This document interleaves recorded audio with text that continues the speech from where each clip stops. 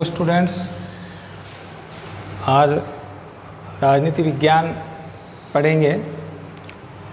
तो देखिए, ट्वेल्थ की राजनीति विज्ञान के दो भाग हैं। जो फर्स्ट से 11 जो चैप्टर हैं वो राजनीतिक सिद्धांत से संबंधित हैं। राजनीतिक सिद्धांत में जिसमें न्याय के समानता, स्वतंत्रता, ये जो सिद्धांत है उसका अध्ययन है कम से कम 11 चैप्टर तक। उसके बाद जो 13 चैप्टर 16 से चैप्टर लगभग है, 17 चैप्टर के बाद इंडियन पॉलिटी है, भारतीय राज व्यवस्था के बारे में। ठीक है, ये बहुत इम्पोर्टेंट है आपके एग्ज़ाम की दृष्टि से भी और आगे के कंपटीशन की दृष्टि से भी। इसलिए हम ऑनलाइन क्लासेज में सबसे पहले हम भारतीय राजनीतिक व्यवस्था के बारे में शुरुआत करेंगे। शुरुआत के जो 16 चैप्टर है वो हम बाद में पढ़ेंगे। इंडियन पॉलिटी, भारतीय राजनीतिक व्यवस्था को हम पहले पढ़ना की। ठीक है, तो आज हम शुरुआत करते हैं इंडियन पॉलिटी के बारे में, भारतीय राजनीतिक व्यवस्था के बारे में। तो सबसे पहले अध्याय जो 17 है, अध्याय 17, उसके बारे में हम चर्चा करते हैं। अध्याय 17, भारतीय राजनीतिक व्यवस्था।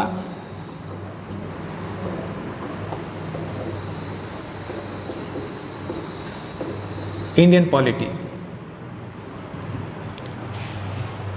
भारतीय राजनीतिक व्यवस्था में भारत का जो सिस्टम है, इंडिया के जो शासन है, शासन संचालन कैसे होता है, उसके बारे में हम चर्चा करेंगे। इस चैप्टर में भारतीय संविधान की विशेषताएं बताई गई। चैप्टर का नाम है आपके भारतीय संविधान की विशेषताएं।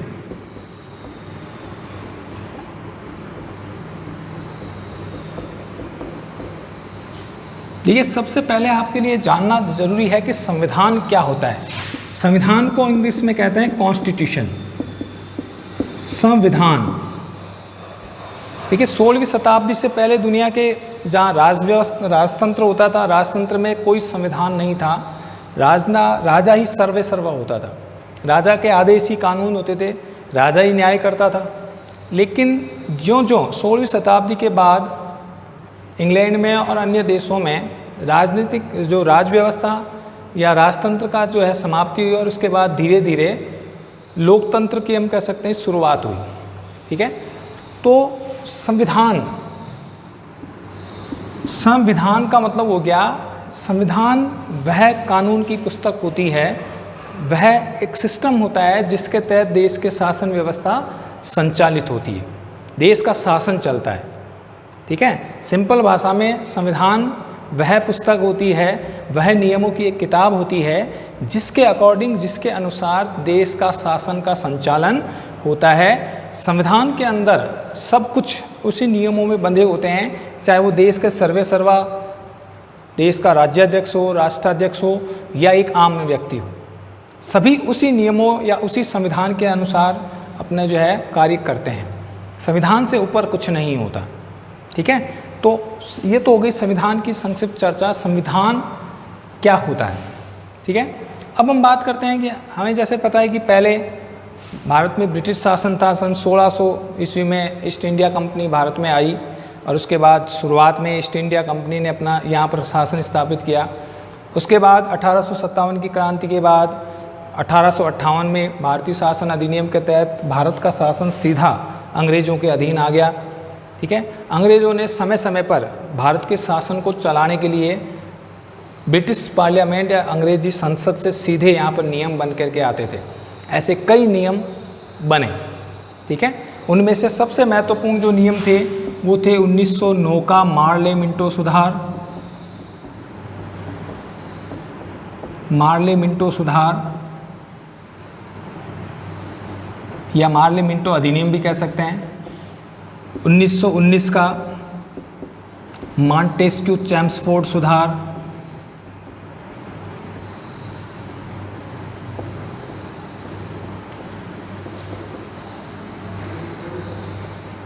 1935 का भारत शासन अधिनियम। भारत शासन अधिनियम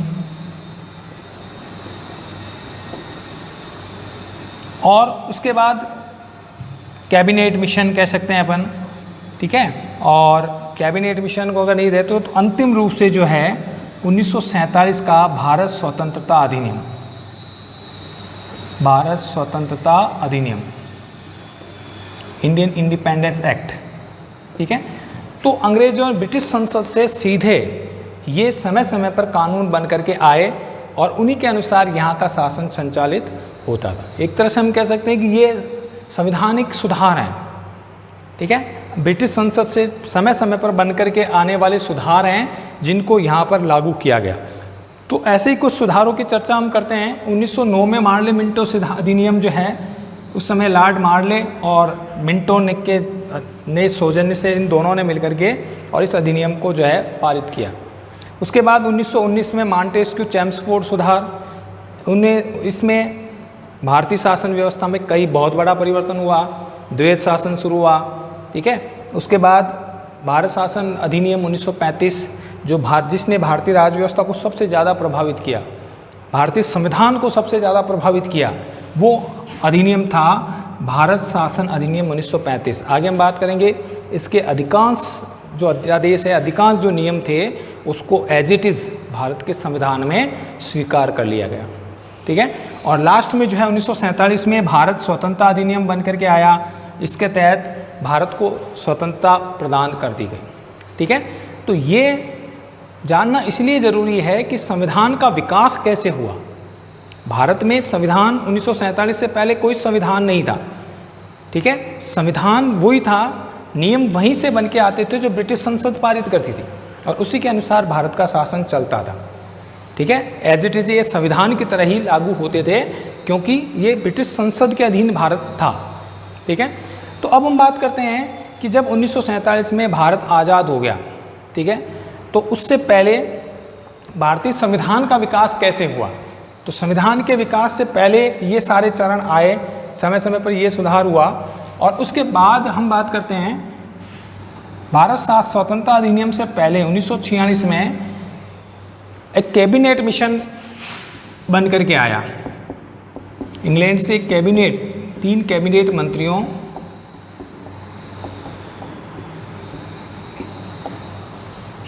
के कैबिनेट मंत्रियों का एक दल आया जिसे कैबिनेट मिशन कहा गया।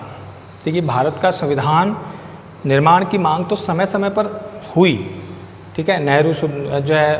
नेहरू समिति ने भी कहा था कि हमें हमारा संविधान चाहिए, उसके अनुसार हम अपना शासन चलाएंगे, ठीक है। तो 1940 में ये मांग फिर उठी तो ब्रिटिश सरकार ने भारत को आश्वासन दिया कि भारत अगर इंग्लैंड जो है द्वितीय विश्व युद्ध से समाप्त होते ही हम आपको स्वतंत्र कर देंगे और उसके लिए हम जो है आपको एक संविधान का निर्माण करवाएंगे। और जब 1945 में द्वितीय विश्व युद्ध समाप्त हो गया तो फिर ये मांग उठी कि साहब हमें हमारे संविधान की आवश्यकता है और हम हमारा संविधान स्वयं बनाएंगे, ठीक है।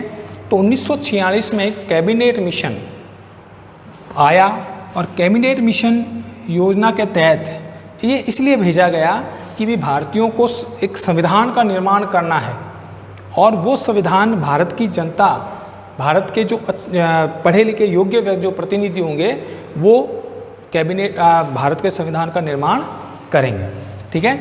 तो कैबिनेट मिशन योजना के तहत पूरे भारत से कुल 389 सदस्य, 389 सदस्य जो है चुन करके आने थे। देखिए, संक्षिप्त में पढ़ते हैं क्योंकि हमारा टॉपिक भारतीय संविधान की विशेषता है, संवैधानिक विकास नहीं है, लेकिन फिर भी हम इसके बारे में बात करते हैं कि 300 कैबिनेट मिशन योजना के तहत भारत का संविधान निर्माण हुआ, ठीक है। तो ये संविधान कैसे बना और उसके लिए क्या क्या प्रक्रिया शुरू हुई। तो आपसे केवल ये पूछा जा सकता है कि भाई भारत का संविधान कौन से योजना के तहत, कौन से मिशन या कौन सी योजना के तहत शुरू हुआ, तो आप सीधा सा कह सकते हो कैबिनेट मिशन योजना के तहत। अब ये कैबिनेट मिशन योजना क्या थी, अब और डिटेल हमने आपने 11th में आपके कोर्स में था, उसमें आपने पढ़ लिया था कि भी 292 जो है ब्रिटिश प्रांतों से चुन करके आएंगे, ठीक है। 4 सदस्य जो है वो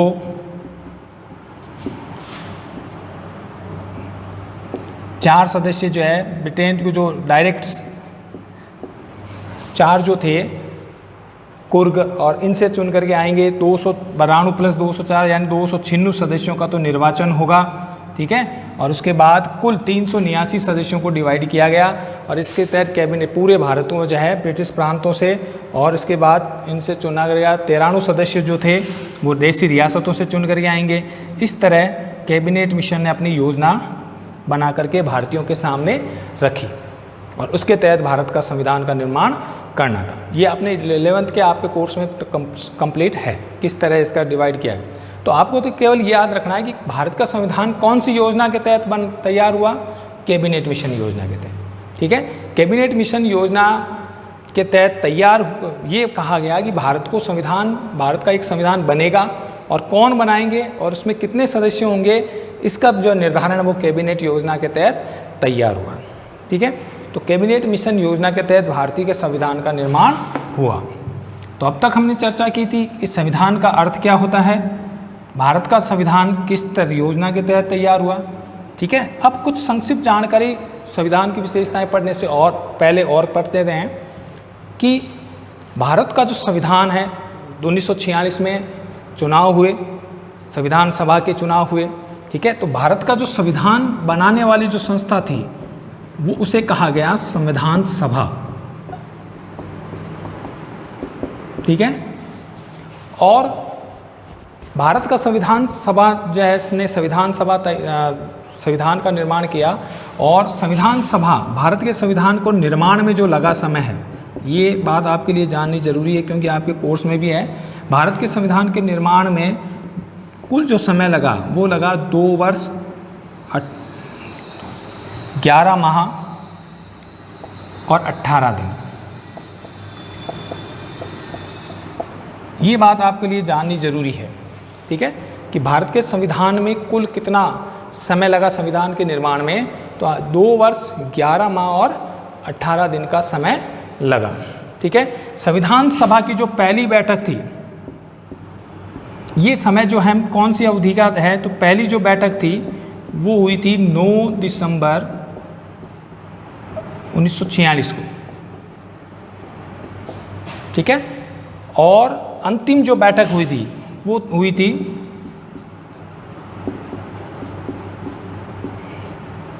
26 नवंबर 1949 को। इसमें संविधान को अधिनियमित कर दिया गया, आत्मार्पित कर दिया गया, अंगीकृत कर दिया गया और आत्मार्पित कर दिया गया। ये 3 शब्द हैं, इनका अर्थ जानना जरूरी है आपके लिए। अधिनियमित मतलब लागू कर दिया गया, संविधान के कुछ अनुच्छेद इस तारीख को लागू कर दिए गए, ठीक है। और अंगीकृत कर दिया गया, इसका मतलब स्वीकार कर लिया संविधान सभा ने, भारत की जनता ने इसे स्वीकार कर लिया। और आत्मार्पित कर लिया, आत्मार्पित का मतलब हृदय से हमने इस संविधान को स्वीकार कर लिया। देखिए 26 नवंबर को हमारा संविधान तैयार हो गया, ठीक है। उसके कुछ प्रावधान उस टाइम को लागू हो गए, लेकिन इसे लागू जो है वो किया गया 26 जनवरी 1950 को। अब आप कहोगे कि भाई 26 जनवरी जब संविधान 2 महीने पहले ही तैयार हो गया तो उसको लागू 2 महीने बाद क्यों किया गया, तो ये भी आपके लिए जानना जरूरी है। देखिए इस तारीख का बहुत हमारे भारतीय जो स्वतंत्रता अधिनियम, भारत का जो स्वतंत्रता संग्राम है उसमें इस तारीख का बहुत ज़्यादा महत्व है। क्यों महत्व है, यहाँ पर जानना जरूरी कि 26 जनवरी 1930 को हमारे जो स्वतंत्रता सेनानी थे, ठीक है, नेहरू जी और जितने भी स्वतंत्रता सेनानी थे, उन्होंने पहली बार लाहौर में, उस समय पाकिस्तान भारत का हिस्सा था, तो लाहौर में रावी नदी के किनारे पहली बार तिरंगा फहराया गया। तिरंगा फहराने का मतलब हमने ये मान लिया कि हम जब तक देश आज़ाद नहीं होगा, हमारे स्वतंत्रता सेनानियों ने माना कि जब तक देश आज़ाद नहीं होगा तब तक हम 26 जनवरी को प्रतिवर्ष क्या करेंगे, स्वतंत्रता दिवस मनाएंगे। कौन सी तारीख को, 26 जनवरी को प्रतिवर्ष स्वतंत्रता दिवस मनाएंगे। तो इसलिए हर वर्ष 26 जनवरी को भारत का जो है स्वतंत्रता दिवस मनाया जाता था जब तक देश आज़ाद नहीं हो गया। इसका मतलब इस तारीख का महत्व हमारे इतिहास में बहुत ज़्यादा है, हमारी राजनीतिक व्यवस्था में। इसीलिए जब संविधान 26 नवंबर को ही तैयार हो गया लेकिन उसे लागू जो है वो 2 महीने बाद यानी 26 जनवरी 1950 को किया गया और इसीलिए इसी को हम हमारे जो है गणतंत्र दिवस के रूप में मनाते हैं। ठीक है, इसका मतलब इस दिन हमारे भारत, हम कहते हैं भारत का संविधान लागू हुआ। लागू होने का मतलब ये हो गया कि ये सारे प्रावधान, वैसे कुछ प्रावधान पहले से ही लागू हो गए लेकिन बाकी जो शेष प्रावधान थे वो इस तारीख से लागू हुए। इसीलिए हम कह सकते हैं कि हमारे संविधान को अधिनियमित, आत्मार्पित और अंगीकृत किया गया। ठीक है, तो ये संक्षिप्त जानकारी आपके लिए जाननी जरूरी है जो कि आपके कोर्स में है। कैबिनेट मिशन का विशेष ब्यौरा नहीं है आपके कोर्स में, आपको तो केवल इतना जानना है क्योंकि डायरेक्ट हमारे कोर्स में संविधान की विशेषताएं ही है। ठीक है, लेकिन संविधान क्या है और संविधान बना कैसे और किसने बनाया, ये जानकारी आपके लिए जाननी जरूरी है। ठीक है भाई, तो अब तक की चर्चा हमने क्या की थी कि भारत का संविधान कौन सी योजना के तहत तैयार हुआ, कैबिनेट मिशन योजना के तहत। कैबिनेट मिशन योजना क्या थी, ब्रिटिश संसद के कैबिनेट मंत्री, 3 जो कैबिनेट मंत्री वो भारत आए थे और उन्होंने तय किया था कि हम भारतीयों को सत्ता सौंप देंगे, लेकिन सत्ता सौंपने से पहले आपका एक संविधान होना चाहिए और आप एक संविधान का निर्माण करो तब जा कर के, क्योंकि देश का शासन कौन, हम यहाँ से चले जाएंगे, देश का शासन कौन संभालेगा। तो उसके लिए ज़रूरी है कि आप एक संविधान का निर्माण करो। ठीक है, इसलिए भारतीयों को संविधान बनाने के लिए इस कैबिनेट मिशन योजना ने एक नया प्रावधान पेश किया, एक परफॉर्मा पेश किया कि भाई आप अपना संविधान कैसे बनाओगे। क्योंकि उस समय हमारे प्रांत भी होते थे जो सीधे अंग्रेज़ों के अधीन थे, कुछ देशी रियासतें भी थी। ठीक है, और कुछ केंद्र के शासित प्रदेश थे, केंद्र प्रशासित प्रदेश भी थे जो सीधे अंग्रेज़ों के अधीन थे, जैसे अजमेर, मेरवाड़ा है। ठीक है, तो अलग अलग तरह की जो है हमारे यहाँ पर कैटेगरियाँ थी। इसीलिए सबको प्रतिनिधित्व देने के लिए उन्होंने तय किया था कि भाई किस तरह आपके संविधान का निर्माण होगा और कहाँ से कितने प्रतिनिधि चुन करके आएंगे, ब्रिटिश प्रांतों से कितने चुन के आएंगे, देशी रियासतों कितनी चुन के आएंगे और केंद्र प्रशासित प्रदेशों से कितने चुन करके आएंगे। तो उन्होंने जो फॉर्मूला तैयार किया वो थी कैबिनेट योजना। ठीक है, तो कैबिनेट योजना के तहत भारतीय संविधान का निर्माण हुआ। फिर बात करते हैं कि संविधान के निर्माण में कितना समय लगा। तो 2 वर्ष 11 माह और 18 दिन संविधान निर्माण की जो पहली बैठक है 9 दिसंबर 1946 को जो हुई और उसके बाद लगभग हर कुल 11 बैठकें लगभग हुई थी और प्रत्येक बैठक में ये तय होता था कि भाई संविधान का प्रारूप तैयार होता था। ठीक है, और उसके बाद अंतिम 26 जो है बैठक 26 नवंबर को 1949 को संविधान कंप्लीट रूप से तैयार हो गया और 24 जनवरी को संविधान में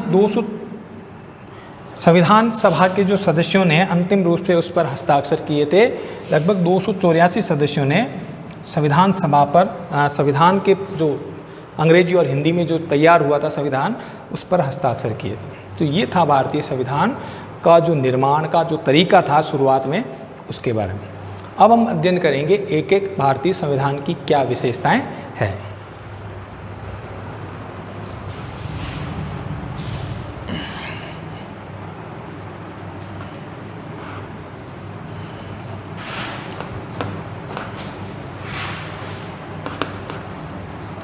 तो देखिए संविधान की विशेषताएं, भारतीय संविधान आपको जानकर के आश्चर्य होगा कि दुनिया का सबसे बड़ा संविधान है भारत का संविधान।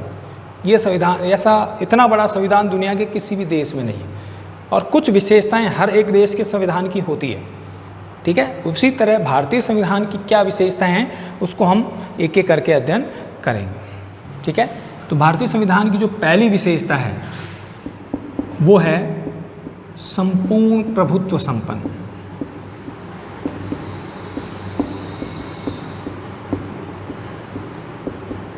देखिए 3 शब्द हैं यहाँ पर, संपूर्ण प्रभुत्व संपन्न। डायरेक्ट प्रश्न बन सकता है कि संपूर्ण प्रभुत्व संपन्न से आप क्या समझते हैं।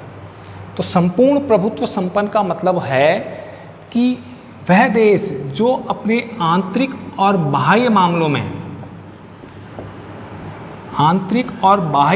में स्वतंत्र होता है, यानी अपना निर्णय खुद ले सकता है। वह देश जो अपने आंतरिक मामलों में और बाह्य मामलों में बिल्कुल स्वतंत्र निर्णय ले सकता है, उसे हम कहेंगे संपूर्ण प्रभुत्व संपन्न। ठीक है, तो 1947 से पहले भारत एक देश तो था, लेकिन संप्रभुता हमारे हाथ में नहीं थी। क्या हाथ में नहीं था? संप्रभुता। क्योंकि हमारी जो संप्रभुता थी वो किसके हाथ में थी? अंग्रेजों के हाथ में। भारत एक देश तो था, लेकिन यहाँ का शासन अंग्रेजों से, ब्रिटिश शासन से संचालित होता था।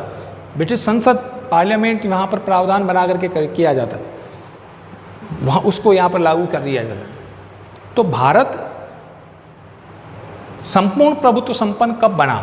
भारत संपूर्ण प्रभुत्व संपन्न बना जब अंग्रेज यहाँ से चले गए। तो इसका मतलब अब संपूर्ण प्रभुत्व संपन्न कहते हैं किसको हैं? कि वह देश जो अपने आंतरिक और बाह्य मामलों में स्वतंत्र होता है, स्वतंत्र रूप से निर्णय ले सकता है। 1947 के बाद भारत संपूर्ण प्रभुत्व संपन्न बन गया। इसका मतलब हो गया कि भारत अपने आंतरिक और बाह्य मामलों में किसी अन्य देश पर निर्भर नहीं है। वह अपने आंतरिक डिसीजन, निर्णय और अपने बाह्य डिसीजन खुद ले सकता है। ठीक है, तो इसका मतलब संपूर्ण प्रभुत्व संपन्न भारत कब बना? जब देश 1947 को जब देश आज़ाद हो गया। तो संपूर्ण प्रभुत्व संपन्न का मतलब ये हो गया कि भारत का संविधान भारत के लोगों ने तैयार किया है और हम उसी संविधान के अनुसार चलते हैं। ठीक है, पहले हम उस संविधान के अनुसार नहीं चलते थे क्योंकि हमारा कोई संविधान था ही नहीं। लेकिन जब देश आज़ाद हो गया तो हम अपने सभी मामलों में बिल्कुल स्वतंत्र हो गए, आंतरिक और बाह्य मामलों में। इसका मतलब हम अपना निर्णय खुद लेने लगे। 1947 में भारत आज़ाद हो गया, इसका मतलब हम अपने आंतरिक और बाह्य मामलों में बिल्कुल स्वतंत्र हो गए। ठीक है, तो संविधान की प्रस्तावना में भी कहा गया है कि हम भारत के लोग, क्या कहा गया आगे? हम भारत के लोग। इसका मतलब हमारा संविधान किसने बनाया है? भारत के लोगों ने।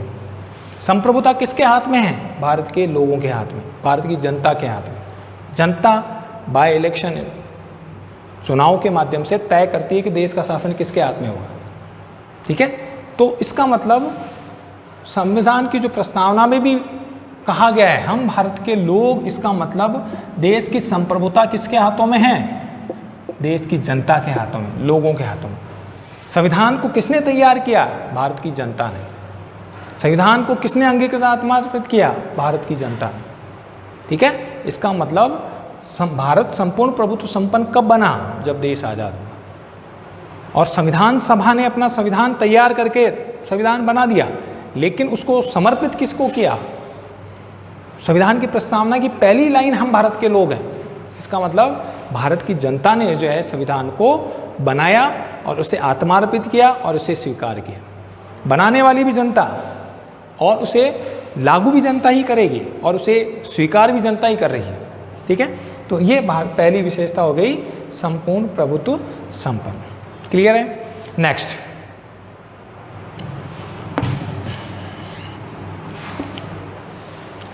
दूसरी विशेषता है प्रस्तावना। प्रस्तावना संविधान का सबसे मुख्य भाग होता है। ठीक है, प्रस्तावना सबसे मुख्य भाग हम कह सकते हैं जिस पर पूरा संविधान टिका हुआ होता है। यानी संविधान का जो उद्देश्य है, निर्माण का जो उद्देश्य है, वो संविधान की प्रस्तावना में दिया गया है। वो लिखा गया है कि भारत का संविधान क्या चाहता है, वो देश को कैसा बनाना चाहता है। ठीक है, तो उसके लिए संविधान की प्रस्तावना डाली गई है, रखी गई है। ठीक है, पंडित नेहरू ने 13 दिसंबर 1946 को उद्देश्य प्रस्ताव रखा था और उसमें ये तय किया गया था कि भाई भारत किस तरह का स्वरूप होगा, भारत कैसा देश बनेगा। ठीक है, तो कैसा देश बनेगा उसकी प्रस्तावना, उसका जो उल्लेख है संविधान की प्रस्तावना में किया गया है। इसका मतलब ये तय कर दिया गया है संविधान की जो प्रस्तावना है वो संविधान का सबसे मुख्य भाग हो। ठीक है, इसको संविधान की हम कह सकते हैं, एक तो आत्मा भी कह सकते हैं कि जिस तरह से अगर शरीर के अंदर से आत्मा निकल जाए तो शरीर मृत हो जाएगा, उसी तरह से अगर संविधान में से प्रस्तावना को बाहर कर दिया जाए, संविधान की प्रस्तावना को निकाल दिया जाए तो संविधान मृत प्राय हो जाएगा, मरे हुए के समान हो जाएगा। इसीलिए इसे सबसे महत्वपूर्ण कहा गया है। ठीक है,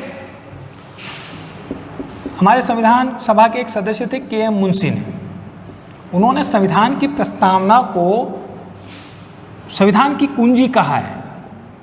क्या कहा है? संविधान की कुंजी। कुंजी यानी मुख्य भाग। ठीक है, और अन्य विद्वानों ने भी कहा है कि संविधान का हृदय और आत्मा है। ये संविधान का मुख्य भाग है। ठीक है, तो इसको हम कह सकते हैं कि संविधान का जो मुख्य भाग है वो संविधान की प्रस्तावना में है।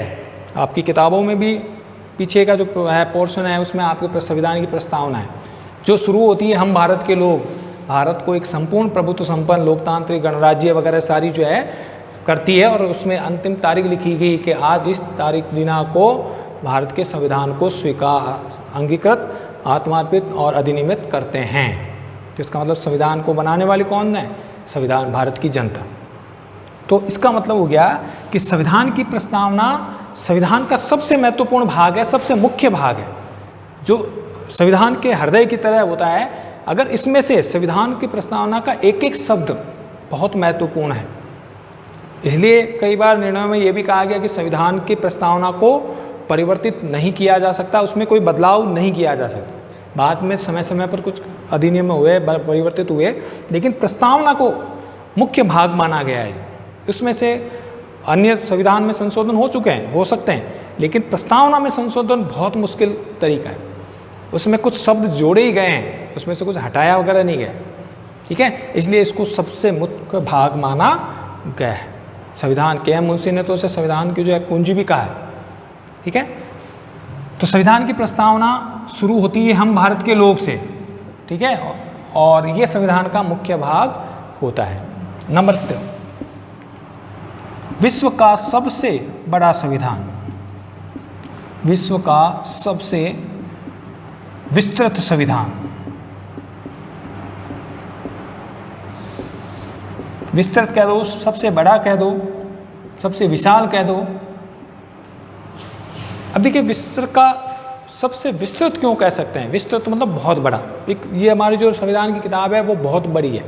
जहां अमेरिका के संविधान में कुल 7 अनुच्छेद हैं, मात्र 7 अनुच्छेद का मतलब हो गया नियम, जिसके अकॉर्डिंग एक एक नियम जो बने होते हैं वो। तो संविधान, अमेरिका का संविधान सबसे छोटे संविधानों में गिना जाता है, सबसे छोटा संविधान। ठीक है, अगर कनाडा के संविधान में देखें, अमेरिका के संविधान में मात्र 7 अनुच्छेद हैं, कनाडा के संविधान में मात्र 147 अनुच्छेद हैं। ठीक है, और अगर दुनिया के अन्य संविधानों से तुलना करें अपन, तो ऑस्ट्रेलिया का जो संविधान है उसमें मात्र 128 अनुच्छेद है। तो अन्य इन सब के तुलना में भारत का संविधान एक बहुत बड़ा विस्तृत संविधान है, जिसमें मूल संविधान में 395 अनुच्छेद हैं। कितने अनुच्छेद हैं? 395 अनुच्छेद। इससे इतना बड़ा संविधान विश्व का किसी भी देश का नहीं है। ठीक है, इसके 22 भाग, अलग अलग जो भाग हैं, और 12 अनुसूचियां। ठीक है, तो इतना बड़ा संविधान विश्व के किसी भी देश में नहीं है। ठीक है, इतने अनुच्छेद किसी भी संविधान में नहीं है। तो इसलिए भारत के संविधान को विस्तृत संविधान, अन्य देशों की तुलना में अमेरिका, कनाडा या जापान या ऑस्ट्रेलिया, इन सभी देशों के संविधानों से अगर तुलना करें तो इनमें बहुत कम अनुच्छेद हैं। उनकी तुलना में भारत के संविधान में कुल 395 अनुच्छेद, आर्टिकल 395, कुल 395 अनुच्छेद, कुल 22 भाग और कुल 12 अनुसूचियां हैं। ठीक है, तो इतना बड़ा विस्तृत संविधान नहीं है। इसमें हर एक चीज़ को क्लियर किया गया है। संघ से संबंधित प्रावधान अलग है, राज्यों से संबंधित प्रावधान अलग है, स्थानीय स्वशासन से अलग प्रावधान है, यहाँ तक कि राष्ट्रपति से लेकर के और हर एक व्यक्ति की जो पावर, शक्तियाँ क्या होगी, उन सब का उल्लेख, न्यायपालिका, व्यवस्थापिका, कार्यपालिका, इन सब की शक्तियों का उल्लेख हमारे संविधान में पॉइंट वाइज किया गया, आर्टिकल वाइज किया गया। इसीलिए इतना बड़ा संविधान बन गया, और इतना बड़ा संविधान विश्व के किसी भी देश का नहीं है। इसलिए भारत के संविधान को विश्व का सबसे विस्तृत संविधान, सबसे बड़ा संविधान कहते हैं। ठीक है भाई, तो आज की बात वापस अगर हम फीडबैक लें, वापस हम क्लियर करें, तो आज हमने कुल 3 पॉइंट पढ़े हैं। ठीक है, पहले हमने पढ़ा था संविधान क्या है, संविधान किसे कहते हैं, संविधान का क्या अर्थ होता है। ठीक है, संविधान, भारतीय संविधान का जो विकास है वो किस तरह हुआ, कौन सी योजना के तहत हुआ, कैबिनेट मिशन योजना के तहत हुआ। ठीक है, कैबिनेट मिशन योजना ने प्रारूप बना करके दिया कि भारत का संविधान कौन बनाएंगे, उसका किस तरह का रूप होगा। तीसरी बात, भारत के संविधान के निर्माण में कितना समय लगा वो हमने जाना, 2 वर्ष 11 माह 18 दिन लगे। 9 दिसंबर को पहली बैठक हुई, उसके बाद अंतिम बैठक तक का जो समय है वो 2 वर्ष 11 माह और 18 दिन है। ठीक है, इतना समय लगा। उसके बाद हमने बात की थी कि अंतिम रूप से हमारा संविधान आत्मार्पित अधिनियमित कब हुआ? संविधान 26 नवंबर को तैयार हो गया, लेकिन वह लागू 26 जनवरी को क्यों हुआ? उसमें हमने पढ़ा था कि तारीख का महत्व, 26 जनवरी जो है उसकी तारीख का क्या महत्व है। ठीक है, और इसीलिए 26 जनवरी को बाकी जो संविधान के जो अन्य अनुच्छेद थे उनको पूरी तरह से लागू किया गया। इसीलिए हम प्रतिवर्ष गणतंत्र दिवस मनाते हैं 26 जनवरी। ठीक है, तो ये बातें हमने संवैधानिक विकास के संबंध में पढ़ी थी। ठीक है, फिर उसके बाद संविधान की विशेषताएं जो डायरेक्ट टॉपिक है आपके, बाकी सब चीज़ें बहुत कम हैं, तो हमने उनमें एक एक विशेषताओं का अध्ययन किया था कि संपूर्ण प्रभुत्व संपन्न पहली विशेषता है। ठीक है, संविधान की प्रस्तावना में भी ये बात लिखी गई है कि भारत एक संपूर्ण प्रभुत्व संपन्न देश होगा। और संपूर्ण प्रभुत्व संपन्न क्या होता है? जो देश अपने आंतरिक और बाह्य मामलों में बिल्कुल स्वतंत्र निर्णय ले सकता है, यानी किसी अन्य देश पर उसका कोई अधिकार नहीं होता, वह देश संपूर्ण प्रभुत्व संपन्न कहलाएगा। तो भारत की आज़ादी से पहले भारत पर ब्रिटिश हुकूमत थी, ब्रिटिश नियंत्रण था, इसलिए हम स्वतंत्र रूप से निर्णय नहीं ले सकते थे। लेकिन जब देश आज़ाद हो गया, इसके बाद हमारी संप्रभुता किसके हाथ में आ गई? भारत की जनता के हाथ में। ठीक है, तो यानी देश की आज़ादी के बाद हम संपूर्ण प्रभुत्व संपन्न, संपूर्ण रूप से हमारे हाथ में प्रभुत्व आ गया। अब किसी अन्य देश का यहाँ पर कोई नियंत्रण नहीं है। ठीक है, तो हम भारत के लोग, संविधान की प्रस्तावना में इसका उल्लेख किया गया है। इसका मतलब संप्रभुता भारत की जनता में निहित है। दूसरी बात हमने पढ़ी थी संविधान की प्रस्तावना। प्रस्तावना संविधान का सबसे महत्वपूर्ण भाग है।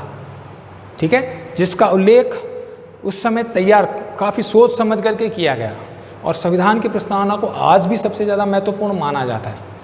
ठीक है, प्रोफेसर के.एम. मुंशी ने तो इसे के.एम. मुंशी ने तो इन्हें संविधान की कुंजी कहा है, इसे संविधान के हृदय आत्मा भी कहते हैं। ठीक है, क्यों कहते हैं? क्योंकि ये सबसे महत्वपूर्ण भाग है, आत्मा कह सकते हैं इसको। अगर ये भाग निकाल दिया जाए तो हम कह सकते हैं संविधान मृतप्राय हो जाएगा, इसलिए इसको सबसे महत्वपूर्ण माना गया संविधान की प्रस्तावना को। तीसरा जो हमने पढ़ा था कि भारत का संविधान विश्व का सबसे विस्तृत संविधान है। इसका कारण क्या है कि अगर अमेरिका के संविधान से, कनाडा के संविधान से, ऑस्ट्रेलिया के संविधान से, अन्य संविधानों से अगर तुलना करें तो उसमें बहुत कम अनुच्छेद हैं, बहुत कम पार्ट हैं। उसकी तुलना में भारत का जो संविधान है उसमें कुल 395 अनुच्छेद, 395 आर्टिकल्स, कुल 22 भाग, ठीक है, और 12 अनुसूचियाँ ये वर्तमान समय में है। मूल में 8 प्रारंभ में जो है मूल संविधान में 8 अनुसूचियाँ थी, समय समय पर 9वीं, 10वीं, 11वीं, 12वीं अनुसूचियाँ जुड़ती गई। ठीक है, और वर्तमान में कुल 12, शुरुआत में भाग कम थे और उसके बाद इसमें धीरे धीरे अन्य भाग जुड़ते गए। वर्तमान में संविधान के 22 भाग हैं और सबसे ज़्यादा बड़ा, इतना बड़ा विस्तृत संविधान दुनिया के किसी भी देश का नहीं है, इसलिए भारत के संविधान को विश्व का सबसे बड़ा संविधान माना जाता है। ठीक है, आज के लिए इतना ही, नेक्स्ट क्लास में। Thank you.